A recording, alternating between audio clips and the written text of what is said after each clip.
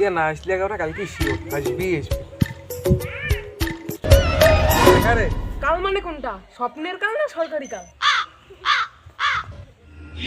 টাকা আসলে তুই প্রথমে কি করবো রে?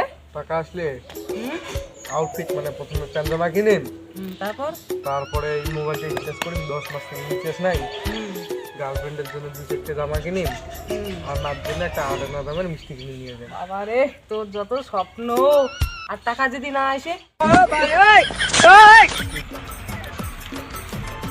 তোমার ঈদ কত করে?